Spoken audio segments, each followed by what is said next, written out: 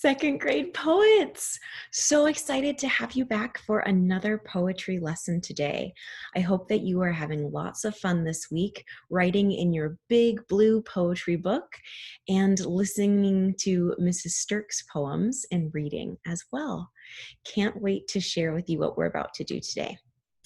You are going to be writing another poem, and here is our learning target for the new poem that you're going to be writing.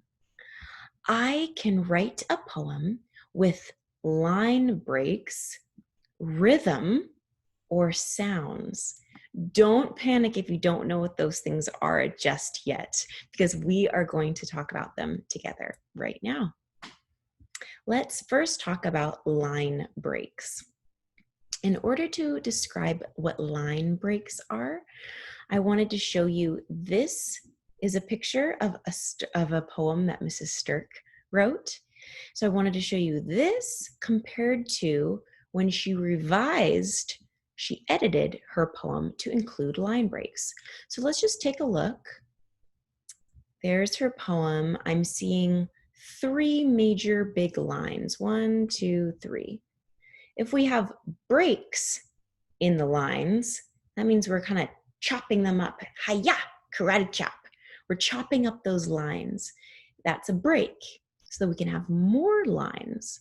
So here we have 3 lines in Mrs. Stirk's first draft of her poem. We'll read it in just a second, don't worry. And then down here, this is when she revised it. She typed it up again. Now we have a lot more lines, more than 3. Let me see. 1 line, 2 line, 3, 4, 5, 6, 7, 8.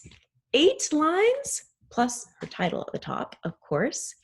That's a lot more lines. She really put breaks inside of her long lines. It's actually the same words, the same poem.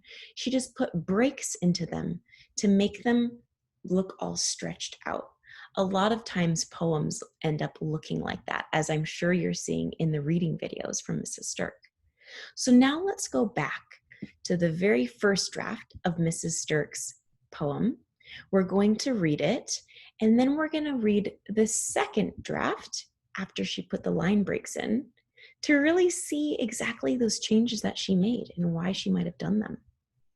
So Mrs. Stirk's beautiful poem is about a goldfish. Remember how at the beginning of the week we found an object, a thing in our house to write a poem about? Well, Mrs. Stirk found a goldfish in her fish tank, and she wrote a poem about the goldfish. Pretty cool. She was thinking about the goldfish in the fish tank in a whole new way. Here's her poem.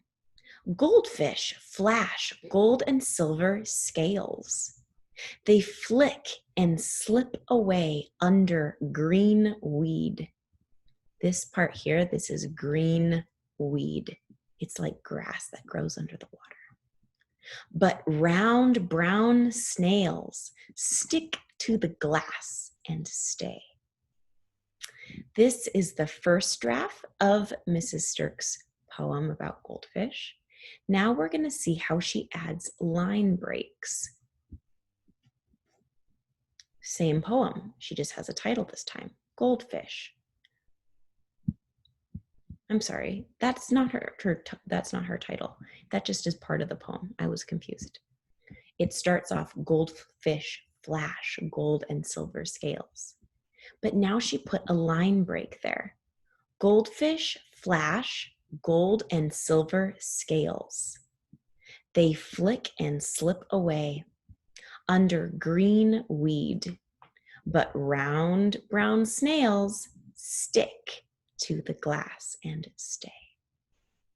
If you want to pause the video right now after I ask you this question, I might give you some time to think, and then I'll keep talking. My question is, adding the line breaks to this poem, how did it change the way we read the poem? How did it change the poem by adding line breaks? To me, in my opinion, having these one-word lines, such as flash and stick, Those are Mrs. Stirk's action words. Flash is how quickly the goldfish were swimming and the light that kind of flashed off of their scales really quick. And stick is what the snails were doing. They were sticking to the glass. So seeing these words all by themselves in just one line of her poem made them really stand out to me. I'm now looking at this poem, the whole thing, and I'm really noticing those words that are just all by themselves. Maybe they were really important to Mrs. Stirk, and that's why she wanted to include them just all by themselves on a line. That's fantastic. I also am remembering in our learning target, Mrs. Stirk used those awesome line breaks. Rhythm is like a movement or sounds that repeat. You know a lot about rhythm from your work in music with Mrs. Perry, and sounds. So rhythm to me a lot of times can be the rhyming words. So Mrs. Stirk has a word away, and then she has a word down here, stay. So when I hear those two rhyming words, to me that makes a great rhythm to my ears to listen to.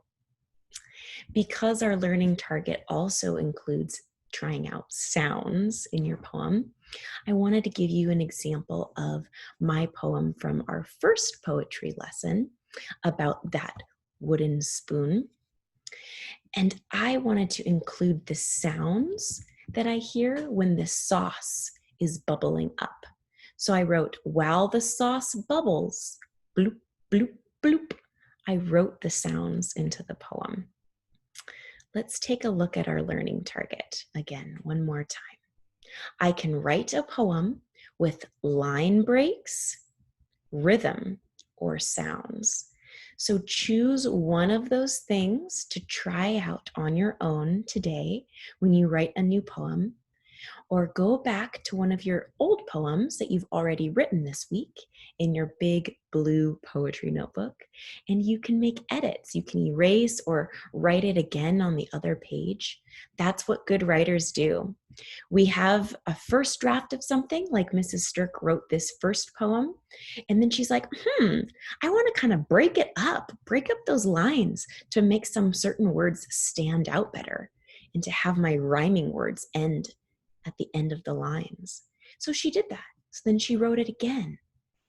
And this time she included one of the things from our learning target.